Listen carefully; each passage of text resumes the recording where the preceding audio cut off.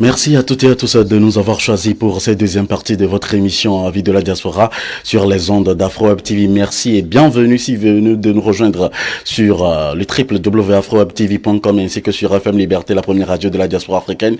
Vous êtes avec Monsieur Maître Alexis dans votre émission Maître Alexis Iou dans votre émission Avis de la diaspora. Nous nous honorons également de sa présence en ligne aujourd'hui.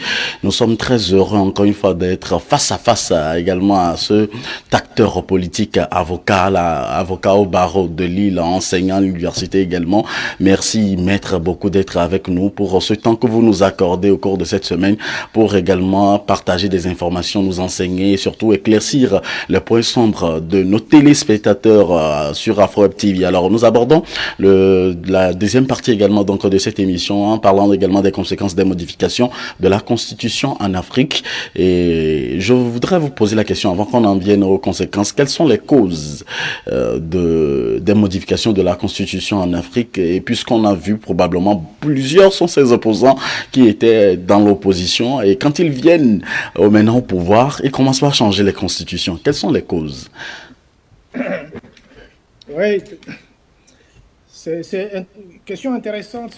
Oui, les causes. Moi, il y a une cause, une seule cause que je trouve dans l'attitude des Africains vis-à-vis des lois fondamentales, c'est-à-dire vis-à-vis des constitutions, c'est le manque de sérieux.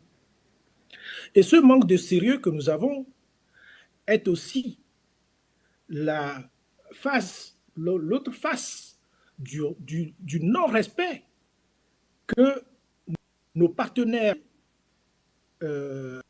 éprouvent ou manifestent à notre égard. Je m'explique.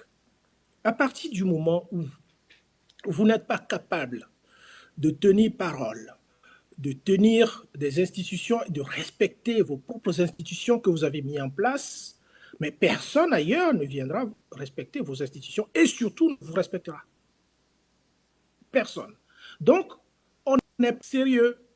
L'Africain n'est pas sérieux. Les Togolais ne sont pas sérieux. Je veux dire, les Togolais, dans la sphère politique, depuis des années, n'ont jamais été sérieux. Donc, ça ne se passe pas qu'au Togo, Maître Alexis. Pardon? Non, il n'y a pas que Togo. C'est l'Afrique. L'Africain, en général, toute l'Afrique francophone. Je nuance l'Afrique francophone. Parce que les anglophones sont beaucoup plus que nous à ce niveau-là. Et on le voit d'ailleurs. Ils sont plus avancés que nous sur le plan institutionnel, mais ils sont plus avancés que nous aussi économiquement. L'un n'étant pas l'un entraînant l'autre. Donc, on n'est pas sérieux. Pourquoi? La cause, c'est le manque de sérieux des Africains francophones. C'est tout. C'est le manque de sérieux.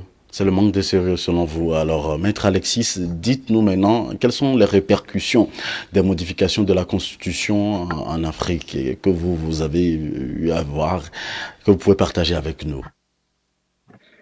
Alors, vous savez, si vous voulez mon sentiment en tant que juriste, c'est que ce soit le Togo ou beaucoup d'autres pays d'Afrique, ce n'est pas d'institution, ce n'est pas le problème de loi, d'institution qu'ils ont.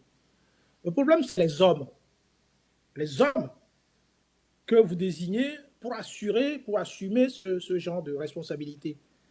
Et comme je viens de vous le dire, le problème de l'Afrique francophone est que l'Afrique francophone a été longtemps maternée et se fait materner toujours par la France, par sa colonie, en sorte que même les textes fondamentaux, les textes fondateurs des États, des nations que l'on bâtit en Afrique, ben, ils sont capables ils vont chercher un Européen, un Blanc, pour venir mettre la main là-dedans, ou le faire d'ailleurs, parce que c'est un Blanc. La plupart des constitutions qui ont été mises en place sont écrites par les Africains, mais modifiées après par les Européens, par les Blancs, par les Français en particulier. Dans le Togo, vous savez qui est-ce qui met la main dans la constitution togolaise à chaque fois pour faire des modifications.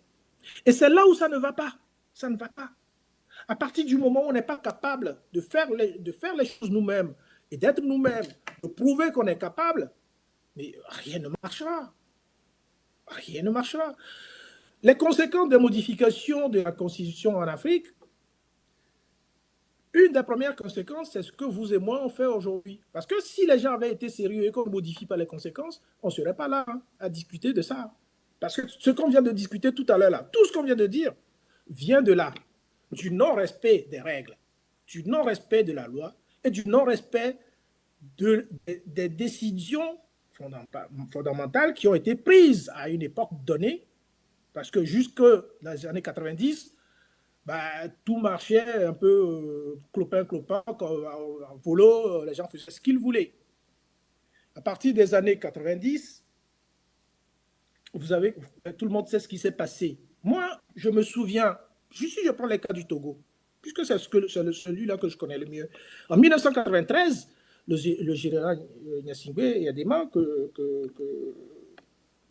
qui avait les rênes à l'époque, était en difficulté à cause des changements que les politiciens du Togo, enfin du Togo à l'époque, voulaient faire. Ils ont fait une constitution en 92. Et cette constitution ne lui permettait plus de se présenter, ou en tout cas, s'il pouvait se présenter, c'est qu'une seule fois.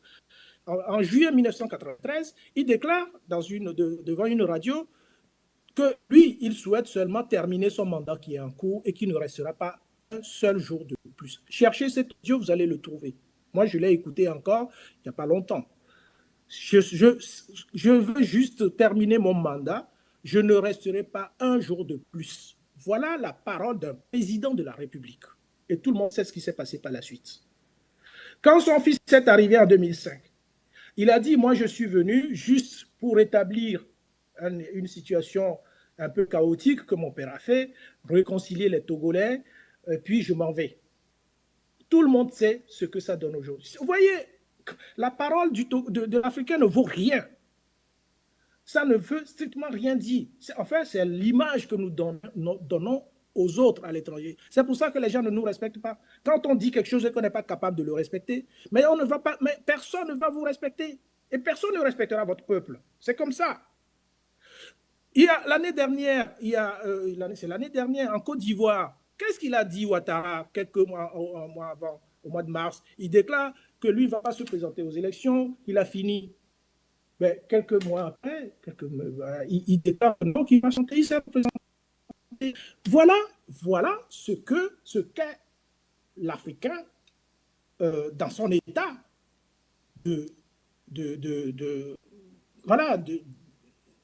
primaire.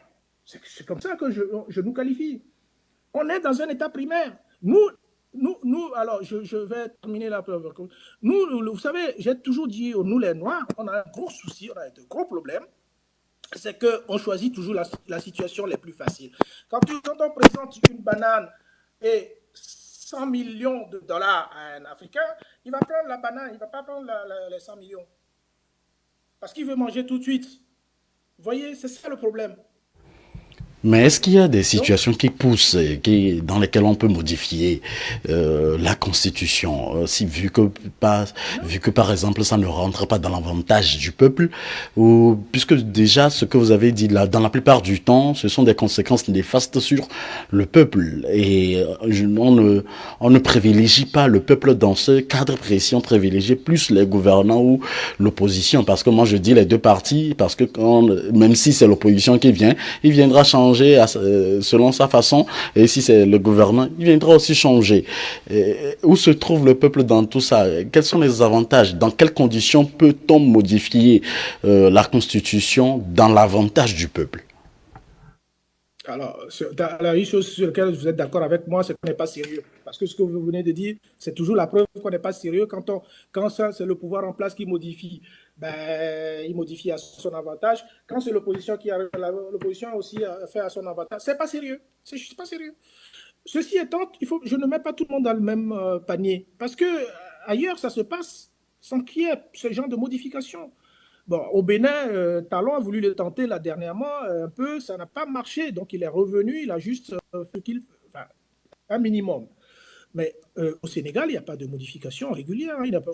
Au Niger, il n'y a pas de modification depuis 92 ou 90. Quand je dis modification, c'est, par exemple, le point central, c'est les mandats. Voilà. Et le reste, au Ghana, il n'y en a pas. Au Nigeria, il n'y en a pas. je sais pas, dans les autres pays, en Afrique du Sud, il n'y en a pas. Pourquoi ça se passe comme ça dans l'Afrique francophone? Parce que, parce que on est des idiots, tout simplement. Je suis désolé de le dire, mais on est des idiots. Alors, si vous savez les conséquences que cela engendre, c'est terrible. Les conséquences, c'est que, si je prends encore l'exemple du Togo, c'est que on a fait des élections en 2005, enfin, on n'a pas fait des élections. Faure Gnassingbé est arrivé au pouvoir par un coup d'État institutionnel. Ça a entraîné des milliers de morts, des centaines de morts en tout cas. Après, ce qui est arrivé, c'est qu'on a modifié la Constitution à son avantage. Où, d'ailleurs, la Constitution a été modifiée en 2002 par son père, où le mandat n'est plus limité, alors que le mandat était limité jusque-là. Il a fait le mandat n'est plus limité. Résultat, il peut se représenter comme il veut. À un moment donné, les Togolais ont refusé, ne veulent pas qu'il se représente.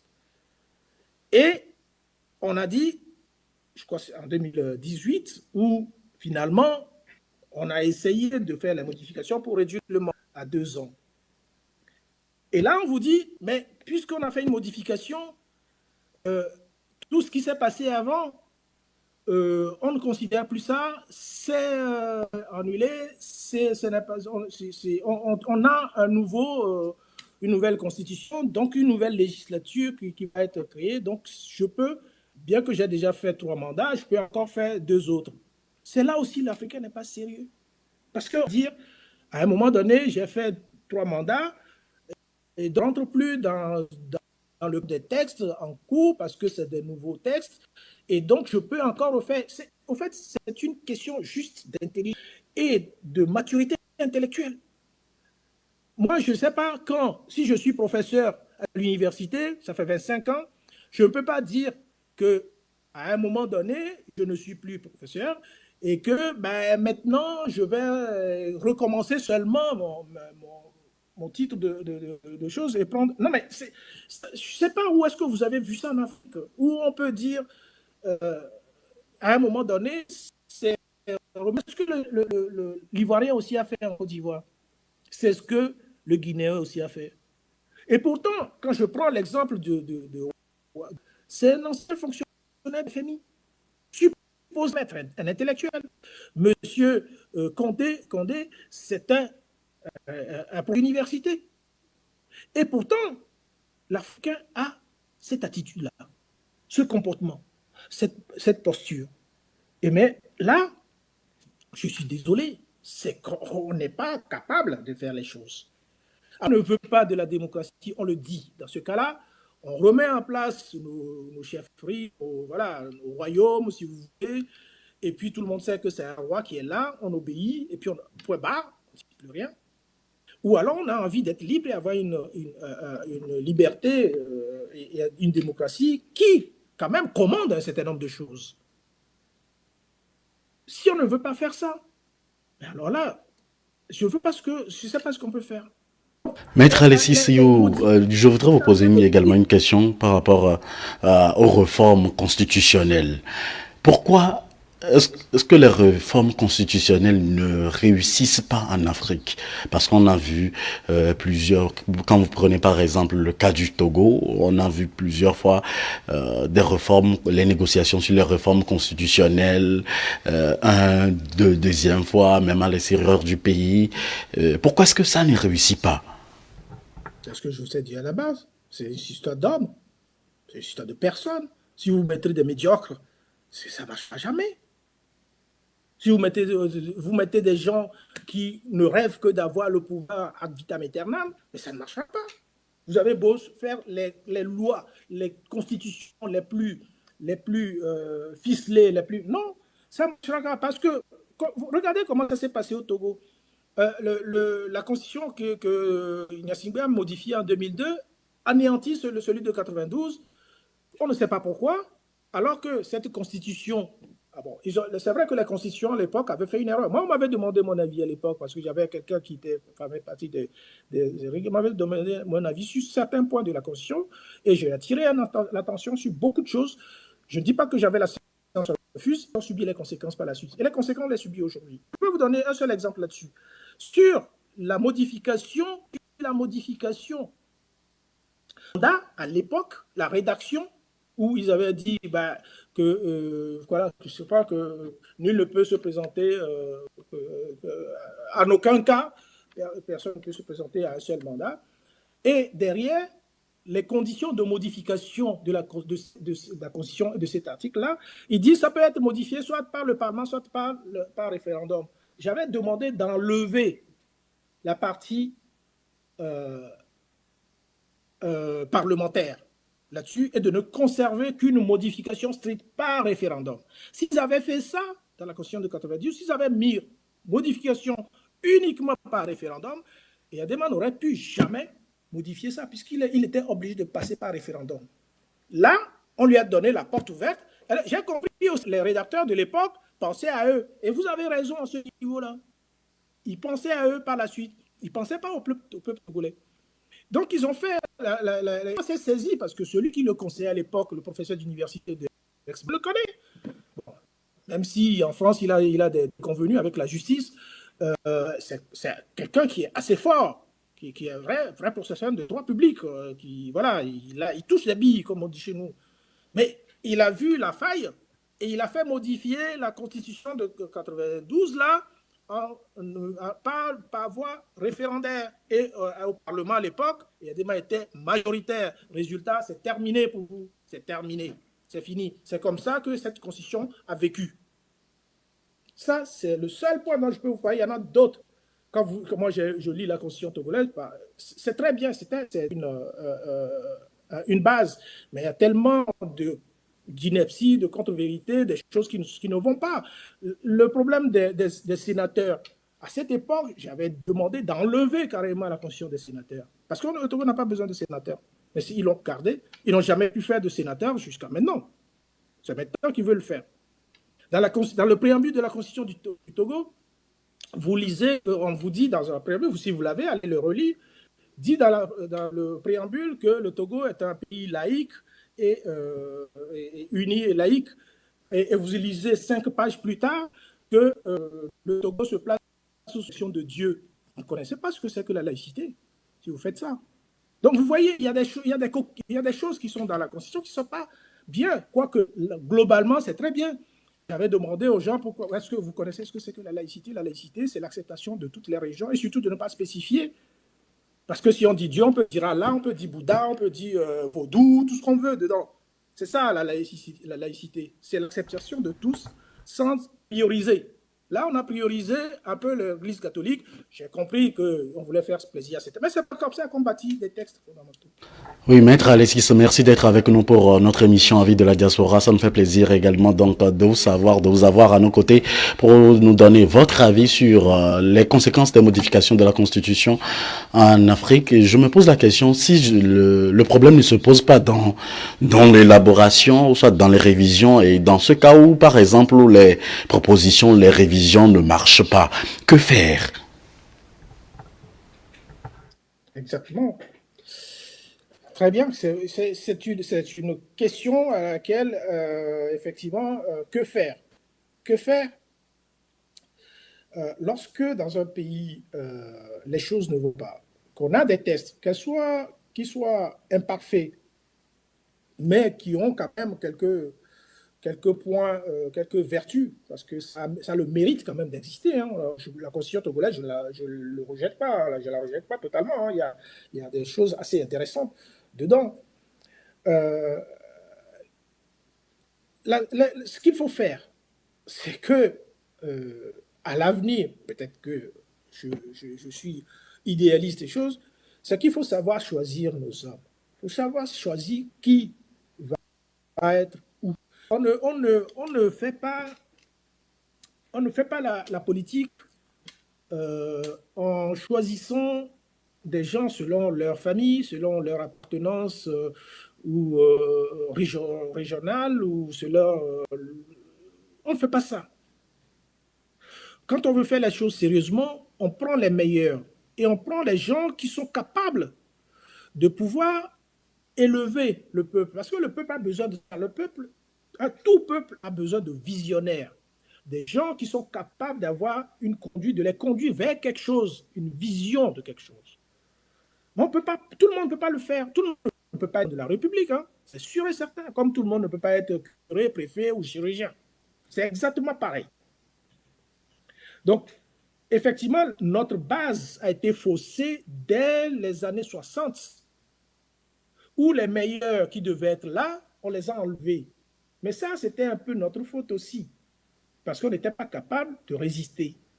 Les meilleurs ont été enlevés et on a passé, je veux dire, des sous-préfets, des gens qui faisaient béné oui, des gens qui ne savaient rien, mais qui exécutaient tous des ordres qui venaient de l'extérieur, au détriment de leur peuple d'ailleurs. Et ils étaient contents de le faire parce qu'on leur offrait les meilleures situations. Donc, que faire aujourd'hui? Moi, je pense que les Togolais ont encore le choix de faire changer les choses. Ce choix, ils peuvent le faire s'ils sont décidés à un jour à dire non, ça suffit, on va passer à autre chose. On ne crimine personne, mais on va passer à autre chose. On va choisir des gens qui sont capables de nous amener vers un beau bateau et conduire le pays vers quelque chose de plus sérieux. Regardez le Rwanda. Le Rwanda, on a beau dire tout ce qu'on veut du président rwandais, qu'il est dur, il est sanguinaire, moi je ne sais pas s'il est, mais une chose est sûre, c'est que économiquement parlant, le Rwanda est autre chose. Le Rwanda, c'est autre chose. Et pourtant, il n'est pas dirigé par plusieurs présidents, il est dirigé par un seul président. Donc, le fait même d'avoir un seul président pendant longtemps, ça, ce n'est pas tellement un problème. Le problème, c'est qu'est-ce que ces gens-là font pour le pays? Aujourd'hui, on ne voit rien.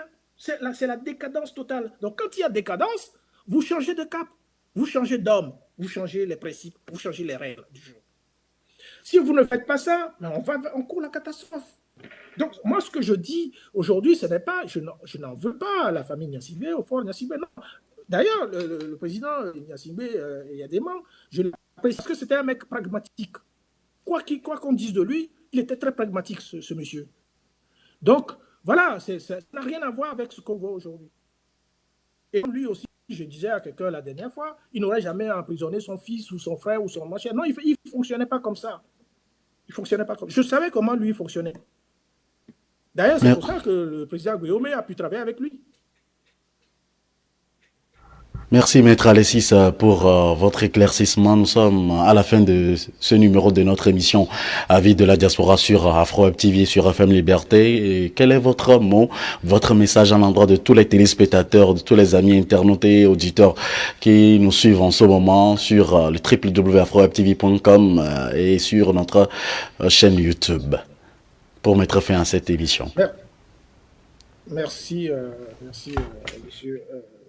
Le message que je vais faire passer à tous les téléspectateurs, que beaucoup de Togolais nous écoutent, et le message va principalement à l'endroit de mes compatriotes togolais, même si j'affectionne aussi nos concitoyens africains, parce qu'il y a beaucoup de pays qui sont dans le cas du Togo, hein, le Congo, le Cameroun, le Gabon, voilà, c'est la Côte d'Ivoire, la Guinée, voilà. C'est qu'il faudrait qu'on se dise qu'à un moment donné, il faudrait qu'on se prenne en charge et qu'on arrête de penser que nous devions nous tourner vers l'Europe, vers la France, vers l'Allemagne, vers les États-Unis, vers choses pour faire les choses chez nous.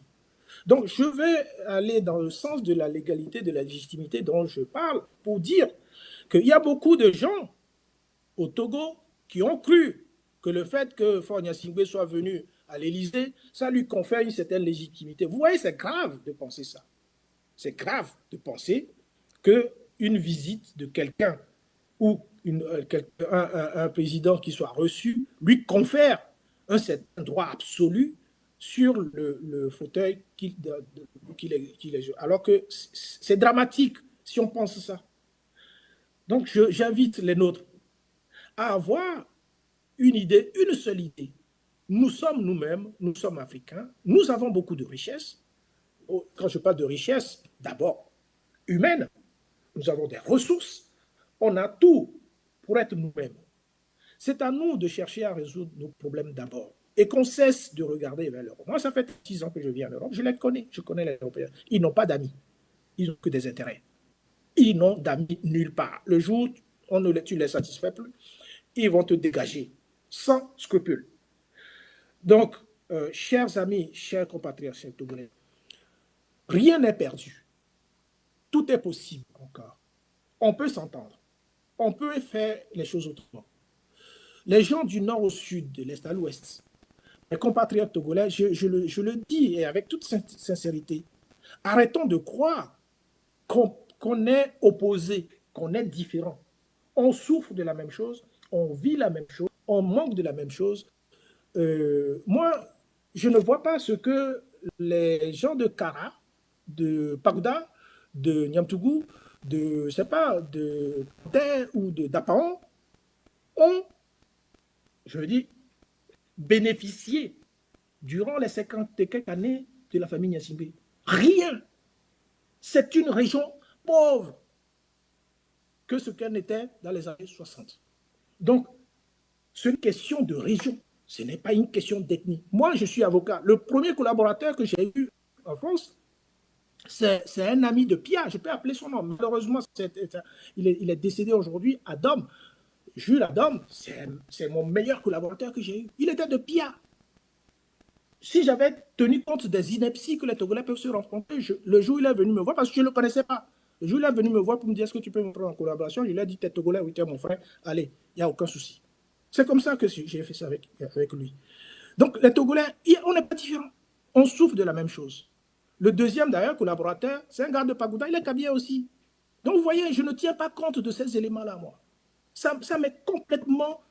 Enfin, ça me passe complètement au-dessus de ma tête. Moi, mon niveau ne me permet pas d'aller aussi bas dans ce genre de raisonnement. Donc, frères Togolais, sœurs Togolaises, unissez-vous.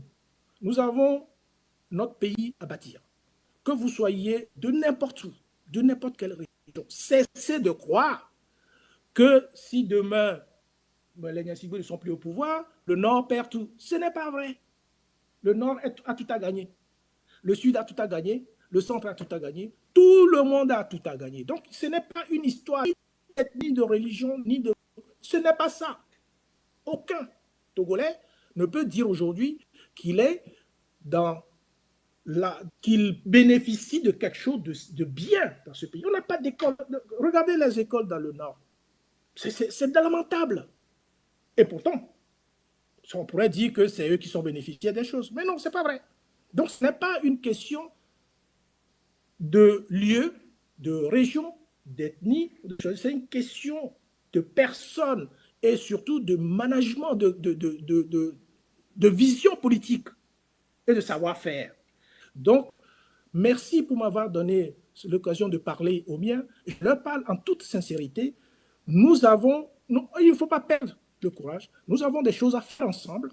Tout le monde doit mettre la main à la pâte. Aucun Togolais ne doit plus être appelé à quitter son pays pour aller à l'extérieur. Parce que le but aussi, c'est cela. C'est que les Togolais ne partent plus pour dire qu'ils vont s'exiler. Vous vous exilez pourquoi?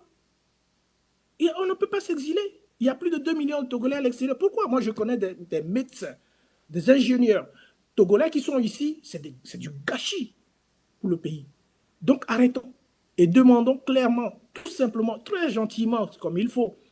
Je ne sais pas comment ça peut se faire et de quelle manière. Je sais que, en tout cas, ceux qui sont au pouvoir n'ont pas l'intention de laisser.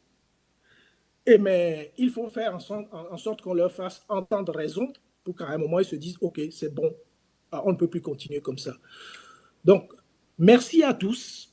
Soyez, alors, je ne dirais pas que soyez indulgents envers ceux qui se battent encore pour vous. Ne croyez pas que ce que nous faisons, c'est contre le... Non, c'est pour le peuple. Moi, ce que je fais dans le gouvernement d'Agomé, je ne vais pas tout dévoiler ici. Oui, merci. Mais le train, c'est pour l'avenir. Merci beaucoup, Maître Alexis. Merci, merci, merci. pour leur écoute. Merci. Merci beaucoup, Maître Alexis, pour votre temps que vous nous avez accordé aujourd'hui, pour votre disponibilité, pour vos conseils également. Merci à vous tous qui nous avez suivis. Nous profitons de cette occasion pour dire un infini merci à tous les acteurs qui nous aident de près de loin.